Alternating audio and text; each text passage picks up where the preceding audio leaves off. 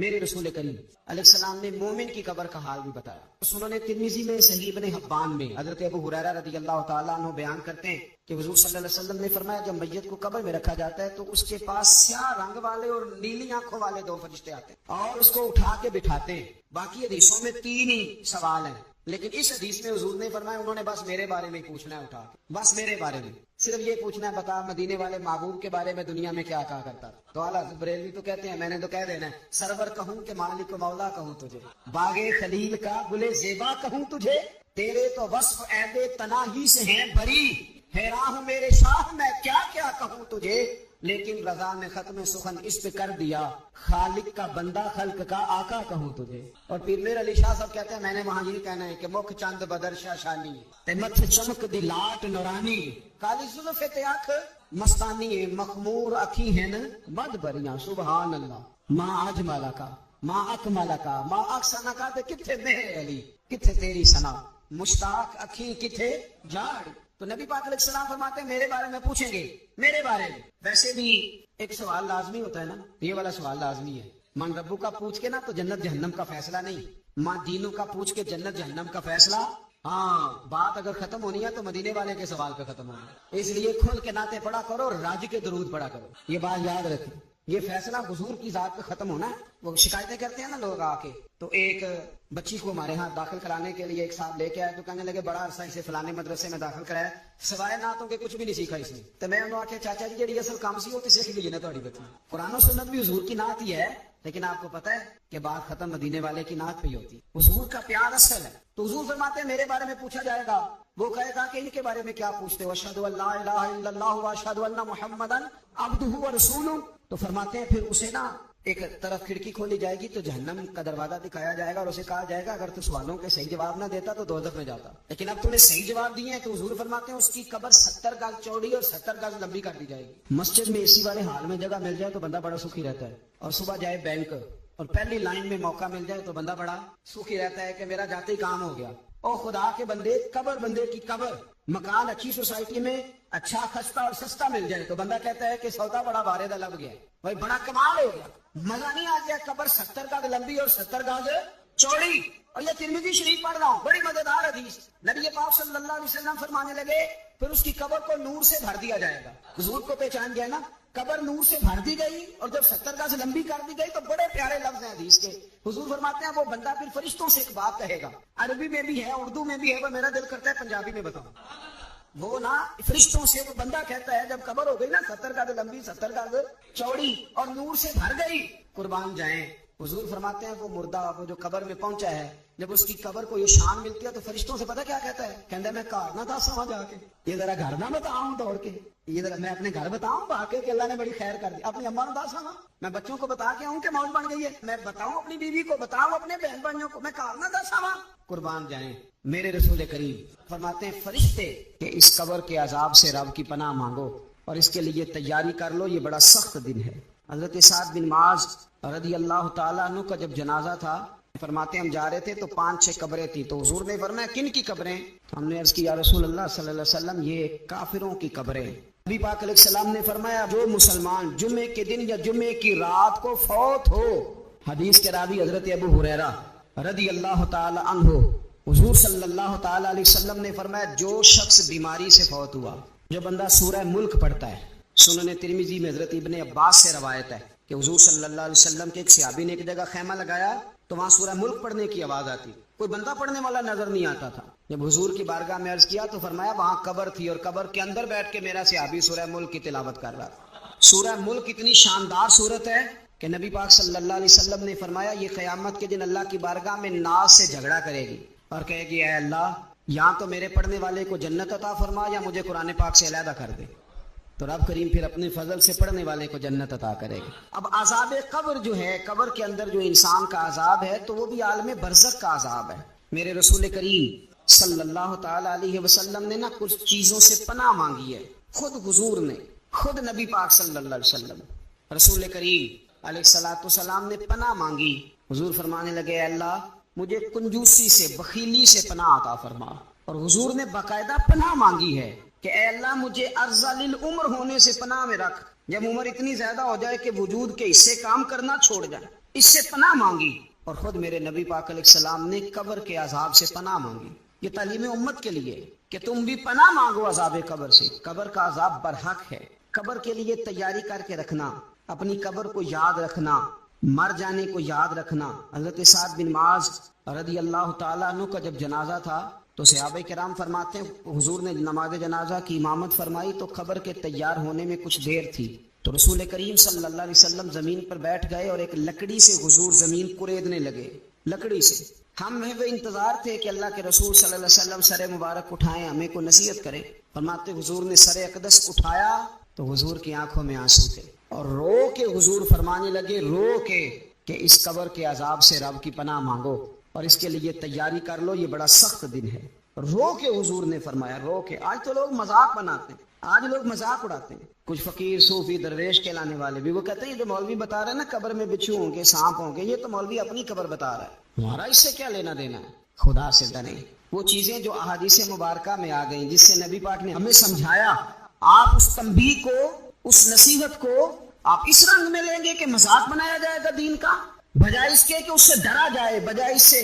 حضرت سیدنا برا بن عازب رضی اللہ تعالیٰ عنہ ارشاد فرماتے ہیں کہ میں نے نبی پاک صلی اللہ تعالیٰ علیہ وآلہ وسلم سے خود اس بات کو سنا ہے، خود رسول کریم صلی اللہ علیہ وسلم نے فرمایا۔ حضرت زید بن ثابت رضی اللہ تعالیٰ عنہ بھی اس بات کے راوی ہیں، فرماتے ہم جا رہے تھے تو 5-6 قبریں تھی، تو حضور نے فرمایا کن کی قبریں؟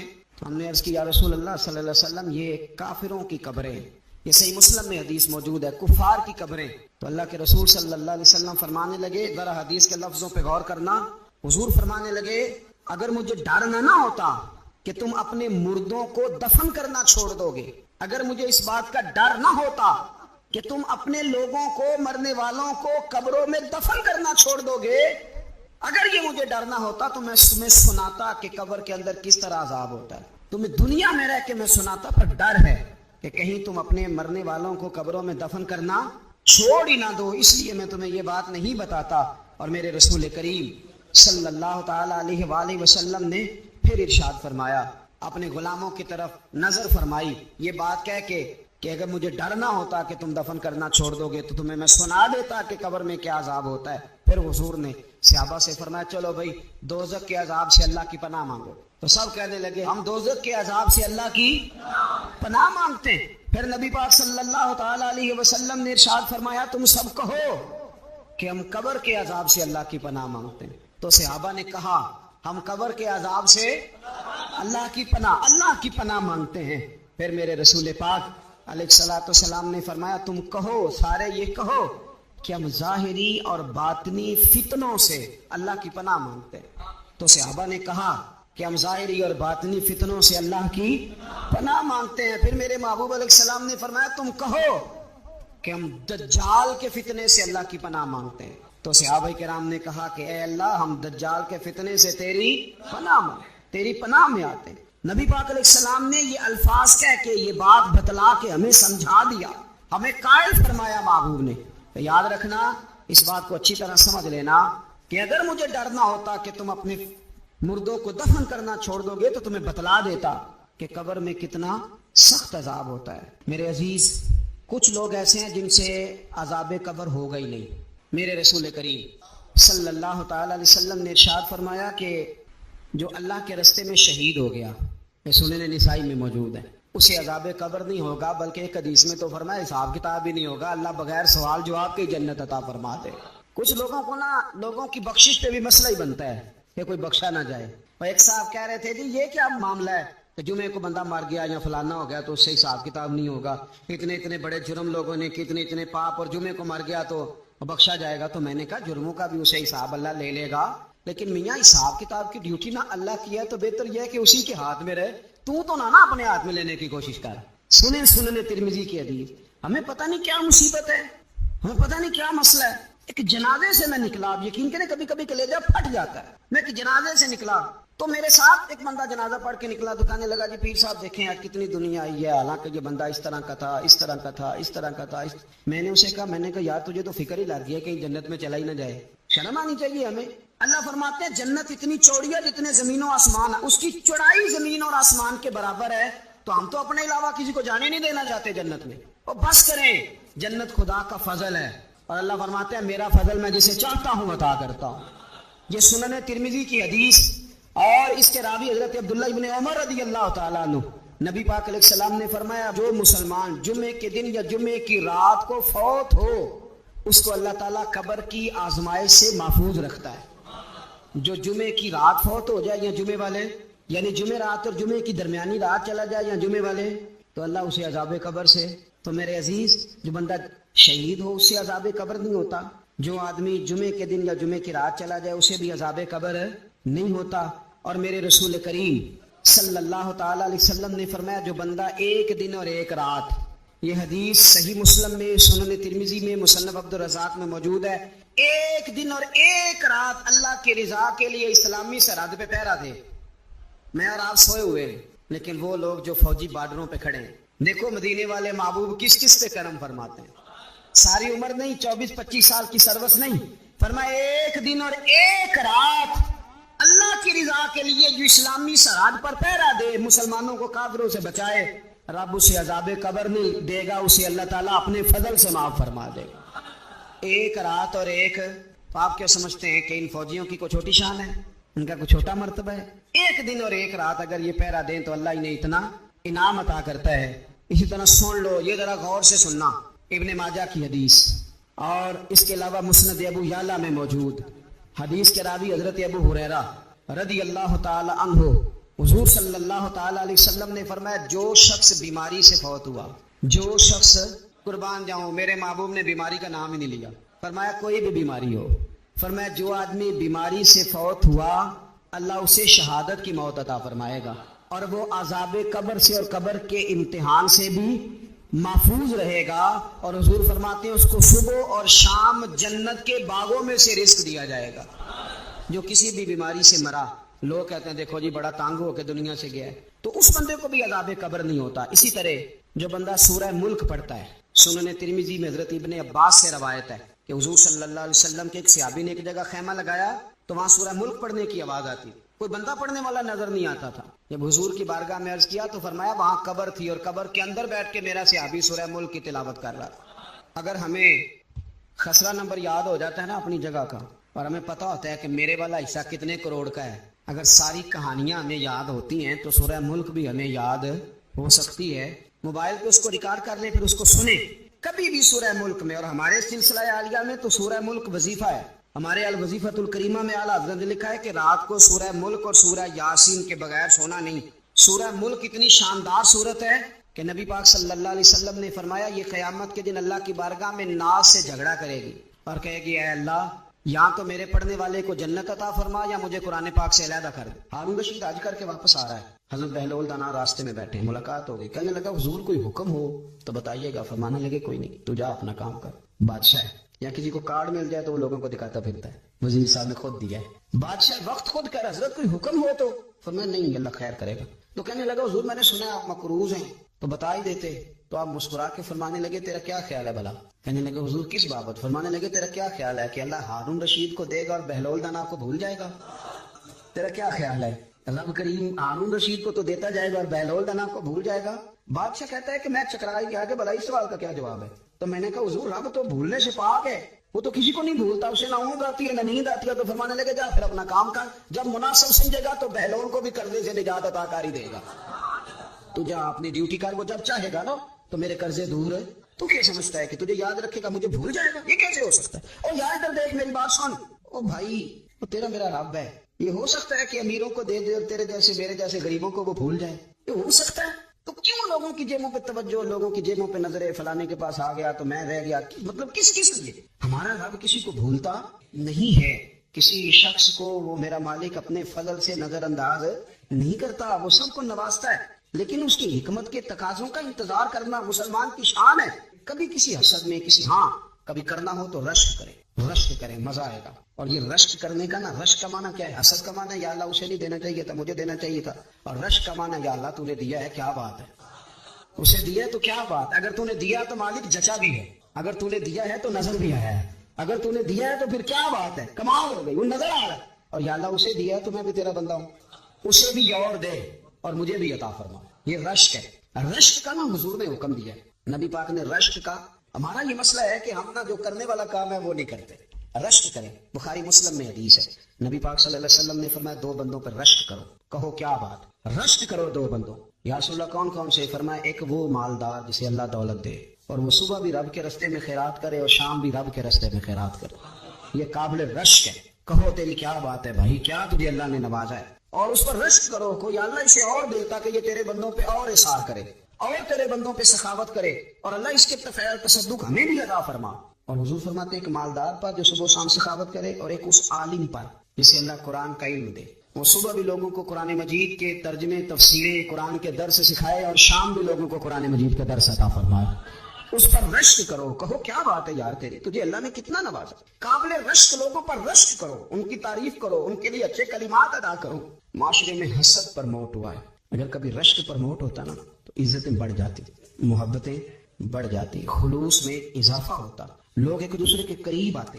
ہم نے کسی فضیلت والے کی فضیلت کو تسلیم کرنے سے انکار کر دیا، ہم نے کسی بڑائی والے کی بڑائی کو تسلیم کرنے سے انکار کر دیا، ہم نے حسد کیا، ہم نے لالچ کیا، ہم حریص ہوئے۔ اس کا نقصان یہ ہوا کہ لوگ ایک دوسرے کے پاس رہتے ہوئے پاس نہیں رہتے، ایک دوسرے کے ساتھ وقت گزار رہے ہوتے ہیں لیکن ان کے بارے میں رویے ان کے سخت ہوتے ہیں، لب و لہجہ تلخ ہوتا ہے۔ جب وہ کسی کے بارے میں بے لاگ تبصرہ پوچھا جائے تو غلط باتیں کرتے۔ رشک کریں، دیکھیں نا حضرت ابوبکر صدیق رضی اللہ، حضرت عمر فاروق رضی اللہ، ساری زندگی دوڑ لگی رہی۔ حضرت عمر کہتے ہیں میں نے ساری زندگی دوڑ لگائی ہے کہ ابوبکر سے آگے گزر جائے، لیکن یہ دوڑ حسد والی نہیں، یہ رشک والی۔ فرماتے میرا دل کرتا تھا کہ میں نیکیوں میں ابوبکر سے آگے گزروں، حضور کے عشق میں ابوبکر سے آگے گزر جاؤں، نبی پاک علیہ السلام کی اولاد کی محبت میں ابوبکر سے آگے گزر جاؤں، میں نہ خیر کے کاموں میں آگے گزروں۔ کہتے میرا ساری زندگی رشک کا رشتہ رہا، یہ رشتہ شاندار ہے، اس پر عمل کریں، اس پر توجہ کریں، بجائے اس کے کہ یہ کہنا کہ استاد جی کا فلانے سے زیادہ پیار ہے، پیار کی وجوہات تلاش کر۔ مرشد فلانے پہ نظر رکھتے ہیں تو میرے بھائی وہ نوٹوں کی وجہ سے نظر نہیں رکھتے، تو وجہ تو تلاش کرنا، وجہ کیا ہے، تو اپنے آپ کو اس طرح کا بنا، اس طرح کی کیفیات پیدا کر اپنے اندر۔ ہم کیا کرتے ہیں کہ رشک کرنے کی بجائے حسد کرتے ہیں۔ حسد نہیں کریں، اپنے آپ کو سنواریں، وہ رشک کی وجہ سے آپ سنوار سکتے ہیں۔ نبی پاک علیہ السلام کی پیاری زوجہ ام المومنین سیدہ عائشہ صدیقہ، بڑی شان ہے اس خاتون، بڑی عظمت ہے ان راہوں کے صدقے جن رستوں سے سیدہ پاک کی سواریاں گزرا کرتی ہیں۔ کیا درجہ اللہ نے دیا ہے سیدہ عائشہ صدیقہ کو، کہتی ہیں حضور کا وصال میری گود میں ہوا ہے، اور مولا علی شیر خدا فرماتے ہیں میں نے حضور کو سب سے زیادہ عائشہ صدیقہ سے پیار کرتے ہوئے دیکھا ہے، اور عائشہ صدیقہ رضی اللہ تعالیٰ عنہ فرماتی ہے میں نے حضور کو سب سے زیادہ فاطمہ الزہرا سے پیار کرتے تھے۔ یہ الگ ماحول ہے ان کا آپس میں۔ تو حضرت عائشہ صدیقہ اتنا بڑا مقام، لیکن وہ فرماتی ہے میں نے ساری زندگی سیدہ خدیجہ الکبریٰ پہ رشک کیا۔ میں نے کہا کیا بات تھی اس خاتون کی جو وصال کر گئیں، لیکن شاید کو دن خالی جاتا ہو کہ مدینے والے ان کی وفاؤں کا ذکر نہ کریں، شاید کوئی خالی دن جاتا۔ کہتی ہے میں نے اتنا قابل رشک ماحول نہیں دیکھا۔ ایک دن حضور گھر میں گوشت لائے اور مجھ سے فرمایا عائشہ گوشت پکاوا، تو میں اسے صاف کرنے لگی تو حضور فرمانے لگے شوربہ ذرا زیادہ کرنا۔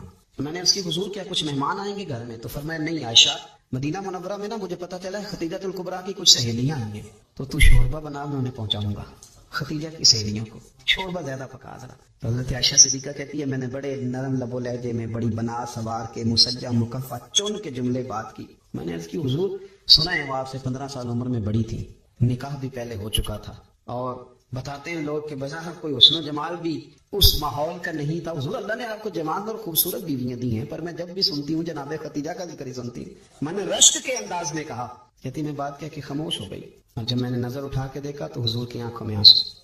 نبی پاک صلی اللہ علیہ وسلم کا یہ انداز دیکھا تو میں نے کہا حضور میں رب رسول کی بارگاہ میں توبہ کرتے، اب تو رو دیے۔ تو حضور فرمانے لگے عائشہ یہاں جو بھی آیا ہے نا وہ سکھوں اور آسانیوں کے دنوں میں آیا ہے، اور خدیجہ میری ان دنوں کے ساتھی تھی جو میرے تکلیف کے دن تھے، میری آزمائشوں کی، میری پریشانیوں کی میری ساتھی تھی۔ جب لوگ مجھے تکلیف دیتے تھے میں گھر جاتا تھا تو مجھے کہتی تھی حضور آپ تو صلہ رحمی کرتے ہیں، غریبوں کا بوجھ اٹھاتے ہیں، آپ تو لوگوں کے ساتھ محبت سے پیش آتے ہیں، حضور آپ پریشان نہ ہو، آپ کا رب آپ کو ہمیشہ عزت ہی عطا فرمائے گا۔ فرمایا وہ میری تکلیفوں کی اسے کیسے، میرے بھائی رشک کیا لوگوں نے ایک دوسرے پر، حسد نہیں کیا۔ ہم تو نہ جی اپنی مرضی کے فیصلے کرتے کرتے پیچھے رہ گئے، ہم نے لوگوں کو پیچھے کرنے کا سوچا تھا لیکن ہم سب سے پیچھے رہ گئے۔ ہم نے سیاست اور سازش کی تھی کہ کچھ لوگوں کے دلوں پہ پیر رکھ کے میں اپنا قد اونچا کروں گا، کچھ کے سینوں پہ پیر رکھ کے، لیکن ایسا نہیں ہوتا، یہ ہوتا نہیں۔ آپ کسی کی جگہ نہیں لے سکتے، اس لیے کہ رب نے سب کی جگہ اپنی اپنی بنائی ہوئی، سب کی جگہ۔ ہاں ایسا ضرور ہوتا ہے کہ کئی دفعہ نا ہم اپنے مقام کو گرا لیتے ہیں، وہ کسی نے کہا تھا کہ ایسا نہیں کہ تیری جگہ کوئی اور آ گیا، لیکن تیرا مقام بھی اب تیرا نہیں رہا، ہوتا یہ ہے کہ ہم نہ گرا لیتے ہیں اپنے آپ. اگر ہم رشک کا ماحول پیدا کریں، رشک کا، اور ہم کہیں کہ کیا بات ہے، میں بھی سفر کروں گا، اس جانب جاؤں گا، بجائے یہ کہنا کہ فلاں آدمی بڑا آگے نکل گیا ہے، یہ کر کے نکل گیا ہے، وہ کر کے نکل گیا ہے، یہ کہنا کہ یار میں بھی رب کریم کی اس مدد کو تلاش کرتا ہوں جس کی برکت سے اللہ نے اس پر فضل فرمایا. امام غزالی فرماتے ہیں 3 لوگوں میں حسد زیادہ ہوتا ہے، بہت زیادہ پیدا کر لیتے ہیں. اب چونکہ مضمون ہے تو ساری بات کھول کے کرنی پڑے گی نا. فرماتے ہیں 3 لوگوں میں حسد، بڑے عہدے والوں میں حسد زیادہ ہوتا ہے. یعنی صوبائی وزیر کہتا ہے کہ حق میرا ویسے وفاقی وزیر کا تھا، اور وفاقی وزیر کہتا ہے کہ جتنا میرا تجربہ ہے نا مجھے بنایا وزیر اعظم ہی جاتا تو بات ٹھیک تھی. حسد زیادہ، بڑے عہدے والوں میں حسد. اور امام غزالی فرماتے ہیں مالداروں میں حسد زیادہ ہوتا ہے. غریب نے غریب سے کیا جلنا ہے، جلنے کو شاید کوئی نہیں، کس سے جلیں گے. تو غریب تو بیچارہ 4 روٹیاں ہوتی ہیں تو کہتا ہے چلو ٹھیک ہے آ جاؤ دونوں مل کے بیٹھ جاتے ہیں. غریبوں کے دوست بھی غریب. امیر حسد کرتے ہیں، وہ سودے پہ سودا کرتے ہیں، وہ ایک دوسرے کی کمزوریاں بیان کرتے ہیں. میں نے گاہکوں کو نفع لیتے دیکھا ہے، فلانے سے مال لیتے تھے جی اس نے بڑا تنگ کیا تو کہتا ہے اسی طرح کا تو مجھ سے خریدا کر. لوگ استعمال کر جاتے ہیں، وجہ بیچ میں کیا ہوتی ہے، حسد، عداوت، خرابی ہوتی. اور تیسری بات امام غزالی نے شاید میرے لیے کہی ہے. امام غزالی فرماتے ہیں علماء میں حسد بڑا ہوتا ہے، عہدیداروں میں، مالداروں میں اور علم والے لوگوں میں. وہ بھی اللہ کی تقسیم پر راضی نہیں ہوتے کیونکہ وہ سمجھتے ہیں مجھے یہ لفظ آتے ہیں، میری قابلیت زیادہ ہے، میں زیادہ پڑھا لکھا ہوں تو یہ منصب بھی میرا تھا، یہ کام بھی میرا تھا، یہ بھی میرے پاس ہونی چاہیے. ایسا نہیں ہوتا، یہ تو رب کریم کی عطا ہے. میں کئی دفعہ کہہ چکا ہوں کہ کام لینے پہ ہے تو میرے جیسے بیکار آدمی سے کام لے لے، یہ اس کی عطا ہے. اب ہمیں کرنا کیا ہے، اس کی تقسیم پر راضی رہنا ہے، اس کی تقسیم پر قربان جائیں. رسول پاک علیہ السلام سے صحابی نے پوچھا حضور عزت کیا ہے؟ فرمایا جو رب نے تجھے دیا اس پہ راضی ہو جا، اللہ عزت عطا کر دے گا. قناعت کر، جو اللہ نے تجھے دیا اس پر قناعت کر، اللہ تجھے عزت دے دے گا. حضور ذلت کیا ہے؟ فرمایا لوگوں سے لالچ نہ رکھنا، تو ذلیل ہو جائے گا. لالچ نہ کر. تیزی کے ساتھ پروموٹ ہوتی ہیں چیزیں، ہمیں سازش کرنی آتی ہے. ہمارا خیال ہوتا ہے کہ میں نے دوسروں کے پیسوں پہ کاروبار کرنا ہے، ہمارا خیال ہوتا ہے کہ پالٹی ڈال کے روٹی کھانی ہے، ہمارا خیال ہوتا ہے کہ کسی بندے کو کس طرح استعمال کرنا ہے. یاد رکھ لینا، کبھی بات نہ بھولنا، جو لوگوں کو استعمال کرنا چاہتا ہے وہ ساری زندگی استعمال ہوتا رہتا ہے. جو کسی شخص کو کسی مقام پر رسوا کرنا چاہتا ہے اپنی عزت بچا نہیں پاتا. جو آدمی لوگوں کو حقیر جانتا ہے اللہ اسے کبھی عزتیں عطا نہیں کرتا، وہ گڑھوں کے اندر گرتا چلا جاتا ہے. یاد رکھیں جو عزتیں دینی شروع کر دے رب اسے باعزت بنا دیتا ہے. جو پیار کرنا شروع کر دے معاشرے میں لوگ اس سے پیار کرنے لگ جاتے. جو کسی دیکھیں اگر ہم وہاں سے مانگے جہاں سے سب کو ملتا ہے تو پھر بندوں پر اتنی نظر رکھنے کی ضرورت باقی رہتی نہیں ہے. ادھر دیکھیں رشک کریں گے تو لعنت سے بھی بچیں گے، حسد سے بھی بچیں گے. بخاری مسلم میں حدیث ہے، حضرت ابو ہریرہ رضی اللہ تعالیٰ عنہ کہتے ہیں حضور کی بارگاہ میں حضرت تھے تو کچھ غریب لوگ حاضر ہوئے، غربا. انہوں نے عرض کی یا رسول اللہ صلی اللہ علیہ وسلم ایک گزارش کرنے ہیں. حضور نے فرمایا کہو. یا رسول اللہ امیر تو ہم سے آگے نکل گئے. حضور نے فرمایا کس بات میں؟ عرض کی حضور نمازوں میں نہیں ہم گزرنے دیتے، اتنے نفر وہ پڑھتے ہیں اتنے ہم بھی پڑھ لیں گے. صحیح بتانا صحیح. آج کل یہ نمازوں کا مقابلہ بھی ہے کہ نفل میں نے زیادہ پڑھنے. عبادت میں نے ہمارے اساتذہ رحمۃ اللہ علیہ فرمایا کرتے تھے آستانوں پہ گدی نشینوں کا تو رولا ہوتا ہے، اللہ اللہ کرنے کا رولا نہیں ہوتا. یہ تو شور ہوتا ہے کہ سجادہ میں ہوں سجادہ، اور سب نے کوئی نہ کوئی کہانی سنائی ہوتی. کہتے نہیں ابا جی مجھے کہہ گئے تھے کان میں. دوسرا کہتا نہیں مجھے لکھ کے دے گئے تھے. تیسرا کہتا تمہیں پتہ ہی نہیں، تم تھے ہی نہیں، عمرے پہ تو میرے ساتھ گئے تھے. جو میرے ساتھ ان کا معاہدہ ہوا وہ خانہ کعبہ پہ ہوا ہے، لہذا میرا پہلا نمبر ہے. سب کے پاس کوئی نہ کوئی معاملہ ہوتا ہے. یہ سارے کام کوئی ضروری نہیں. ضروری کیا ہے کہ وہ جو کہتے تھے کرو، جس نے سب سے زیادہ کر کے دکھایا وہ زیادہ جانشین ہے. وہ زیادہ جانشین ہے جس نے زیادہ کر کے دکھایا. معاملہ تو یہ ہے کہ اس رستے پہ کس نے چلنا ہے. لوگ تو سجادہ نشینی سے بھاگا کرتے تھے، بھاگتے تھے. حضرت ابو بکر صدیق رضی اللہ تعالیٰ عنہ کا وصال ظاہری ہوا تو حضرت عمر خلیفہ بنے. تیسرا دن تک خلیفہ بنے ہوئے. 2-3 چھوٹی بچیاں آ گئی. چاچا جان آپ خلیفہ بنے؟ فرمایا ہاں. چلو پھر عصر کے بعد ابو بکر ہمارے گھر جاتے تھے. فرمایا پتر تمہارے گھر کیا ہے؟ کہنے لگی ہم یتیم ہیں، ہمارا بھائی کوئی نہیں. ابو بکر روز عصر کے بعد آتے تھے، ہماری بکریوں کا دودھ دھو کے ہمیں دے جاتے تھے. کچھ بیچ کے گزارا کر لیتی تھی، کچھ پی لیتی تھی. چچا 3 دن ہو گئے، میری اماں بھی روتی ہے، بہنیں بھی روتی، آپ چلیں گے؟ تو جناب سیدنا عمر فاروق کہتے ہیں میں نے دستار سر پہ رکھی اور پٹکا میں نے اپنے کندھے پہ رکھا، بیٹیاں آگے میں پیچھے روتے جا. ایک صحابی نے پوچھا عمر کیوں رو رہے ہو؟ کہنے لگے یار یہ ابو بکر کتنا مشکل رستہ دے کے گیا، کتنا مشکل رستہ ہے اس کے طریقے پہ چلنا. یہ لوگ تو سجادہ نشینی اتنا کٹھن کام تھا، لوگ بھاگا کرتے تھے. شوق آ گیا. رسول کریم علیہ السلام کے حضور ناز حاضر ہو کے عرض کی حضور امیر آگے گزر گئے، نمازوں میں نہیں ہم گزرنے دیتے، ہم ان سے زیادہ پڑھیں گے. نفلوں میں نہیں گزرنے دیتے، زیادہ پڑھیں گے. یا رسول اللہ صلی اللہ تعالی علیہ وسلم ہم انہیں نا تلاوت قرآن پاک میں نہیں آگے گزرنے دیں گے، وہ ہم زیادہ پڑھیں گے. لیکن حضور وہ مالدار ہیں، غلام آزاد کرتے ہیں، صدقات کرتے ہیں، خیر اس کا ہم کیا کریں؟ حضرت سیدنا ابو ہریرہ فرماتے ہیں کہ جواب تو حضور نے بعد میں دینا تھا، اور جب ان کا سوال ختم ہوا تو میں نے حضور کا چہرہ نور دیکھا تو رسول پاک کا چہرہ خوشی سے کھلتا ہوا مجھے نظر آیا. گویا یہ جو رشک ہے نا کہ نیکی میں آگے گزرنا، یہ حضور کو اتنا پسند آیا تو ان کے سوال سے حضور بڑے راضی ہوئے. کریم فرمانے لگے، حضور فرمانے لگے میں تمہیں ایک وظیفہ بتاتا ہوں، تم وہ پڑھو، امیر جتنی بھی نیکیاں کریں گے نا اللہ تمہیں ان کے برابر ثواب دے دے گا. لے لو نسخہ، یہ کرو کام. یا رسول اللہ بتائیں، فرمایا رات کو نا 33 بار سبحان اللہ پڑھا کرو، 33 بار الحمدللہ پڑھا کرو، 34 بار اللہ اکبر پڑھا کرو. اب جتنی بھی نیکیاں امیر کریں گے نا تمہارے وظیفے کی برکت سے اللہ تمہیں ان کے برابر ثواب عطا کر دے. اب جناب ابو ہریرہ کہتے ہیں میں نے ان کے چہرے دیکھے تو مجھے یوں محسوس ہوا کہ جس طرح کسی بندے کی کھوئی ہوئی رقم مل جائے تو وہ راضی نہیں ہوتا. کھوئی ہوئی رقم مل جائے تو بڑا جیسے کوئی اس کے ہاتھ، چلیں اپنا ترجمہ کر لیتے ہیں، کمیٹی نکلنے پہ نہیں بندہ بڑا راضی ہوتا کہ 11 مہینے سے دے رہا تھا 10 مہینے سے چلو نکل ہی آئیے، شکر ہے اللہ کا، بڑا خوش ہوتا ہے بندہ، بڑا راضی ہوتا ہے. اس طرح ان لوگوں کے چہرے کھل اٹھے. کیا بات ہے حضور، بس اب نہیں ہم گزرنے دیتے. گھر چلے گئے، وظیفے پڑھنے لگے. کچھ دنوں کے بعد ان میں سے کچھ لوگ واپس آئے. حضرت ابو ہریرہ کہتے ہیں مجھے چونکہ پرانی بات یاد تھی تو میں دلچسپی سے ان کا آنا جانا دیکھنے لگا. وہ کریم کی بارگاہ میں آ کے بیٹھے تو ان میں سے ایک شخص بڑی پریشانی کے ساتھ کہنے لگا حضور بڑی پریشانی لگ گئی. فرمایا کیا ہوا؟ عرض کی یا رسول اللہ صلی اللہ علیہ وسلم، وہ جو آپ نے وظیفہ بتایا تھا نا، میرے کچھ پڑوسی امیر ہیں وہ تو انہوں نے بھی سن لیا ہے. حضور رات میں نے سنا ہے وہ مالدار بندہ ہے، صدقے خیرات بھی بڑے کرتا ہے، غلام بھی بڑے آزاد کرتا ہے، پر وہ بھی سوتے وقت 33 بار سبحان اللہ پڑھ رہا تھا. تو اس نے بھی سن لیا حضور، وہ بات یہاں سے نکلی ہے، جانے کہاں پہنچی ہے، تو وہ بھی پڑھ رہا تھا. حضور اب کیا بنے گا؟ تو کہتے ہیں اس کے سوال پر بھی میرے حضور بڑے ہی مسکرائے. باقاعدہ دہک ہو گیا حضور کے، دہک ہو گیا. سرکار کھول کے نہیں مسکراتے، لیکن آج حضور اتنا مسکرائے کہ میں نے حضور کے مقدس دانتوں کی زیارت کر لی.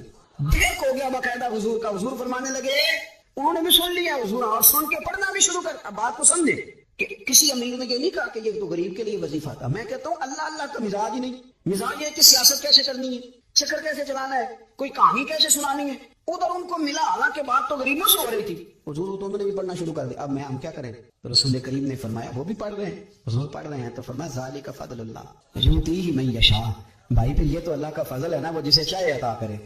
اب یہ حضور نے کہہ دیا تو حضرت ابو ہریرہ کہتے ہیں میں نے پلٹ کر ان لوگوں کے چہرے دیکھے، قربان جائیں میں نے پھر ان کے چہروں پر اطمینان دیکھا، میں نے سکون دیکھا، اس لیے کہ وہ سمجھ گئے جب رب فضل کرے تو پھر فضل کے معاملے میں اللہ کے بندے بحث نہیں کیے کرتے. وہ مطمئن ہو کے گئے، کہنے لگے حضور پھر ٹھیک ہے، اگر مالک اس طرح تقسیم کر رہا ہے تو پھر ہم راضی ہیں اپنے رب کریم کی رضا پہ.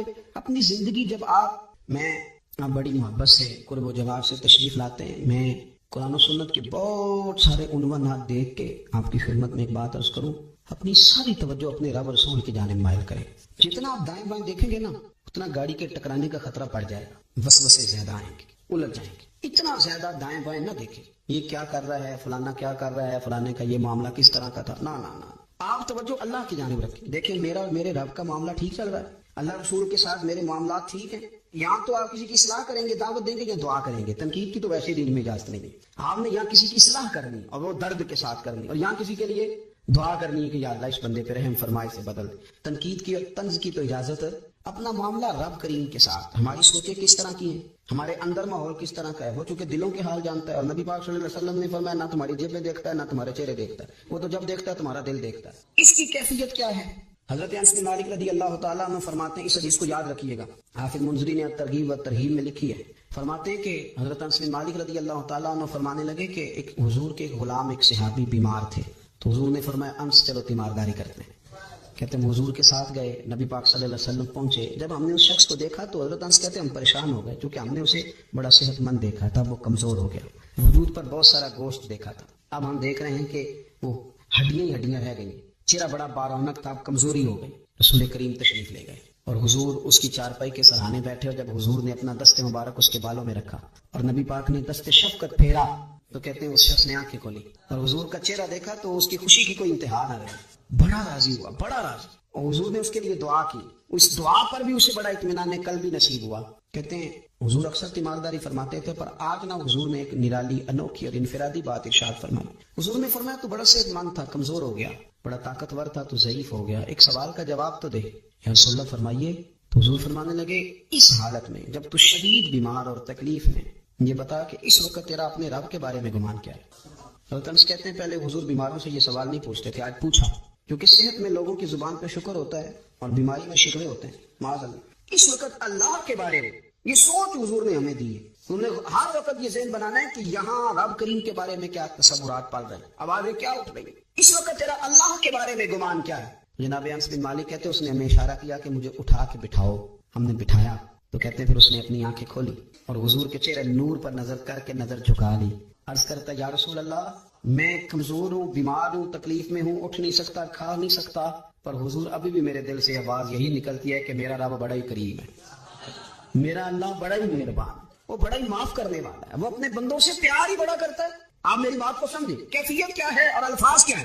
حضور وہ مجھ سے بڑی محبت کرتا ہے, بڑے پیار والا ہے. یہ لفظ کہتے کہتے آواز بھرا گئی, آنسو نکل آئے. پھر اس نے تکلیف زیادہ محسوس کی تو وہ لیٹ گیا اور پھر اس نے حضور کے چہرے نور پہ نظر ڈالی, کلمہ پڑا, روح ہی پرواز کر گئی. حضرت انس بن مالک فرماتے ہیں ہم اس کے گھر سے نکلے اور جب حضور اس کے کمرے سے باہر آئے تو رسول کریم نے پلٹ کر رک کر پھر پیچھے دیکھا اور فرمایا انس اگر کسی جنتی کی زیارت کرنی ہے تو میرے اس غلام کا چہرہ دیکھ لو. اس لیے کہ جن لوگوں کے نظریات رب کریم کے بارے میں اس طرح کے ہوں پھر ان کے خاتمے خیر کے ہوتے ہیں, پھر اللہ ان کے لیے جنت کے فیصلے فرماتا ہے. اپنے افکار میں, نظریات میں, سوچوں میں کوئی ضروری نہیں ہے کہ ہم لوگوں کو دو لفظ کہہ کے مطمئن کر لیں تو ہم خود ضمیر کے قیدی بن کے زندگی گزار دیں. یہ معاملہ ٹھیک نہیں, یہ صحیح نہیں چلتا. آپ اپنی قلبی واردات پر, قلبی خیالات اور تصورات پر کڑی نگرانی رکھیں گے. آپ دیکھیں گے کہ کہاں یہ مجھے خرابی کی طرف لے کر کے جا رہا ہے, کہاں یہ بدگمانیاں پیدا کر رہا ہے, کہاں یہ خرابیاں لا رہا ہے. یہ سختی پیدا کر دے گا, نفرتوں کو, لالچ کو, حسد کو, عداوت کو یہ بڑھا دے گا. آپ اپنے معاملات پر اپنے دل کو ہمیشہ حاضر رکھیں. اللہ اپنے محبوب کا سر کا فضل کرے, وہ مقلب القلوب ہے تو وہ ہمارے دلوں کو اپنی طرف پھیر دے. آخر دعوانا الحمدللہ رب العالمین.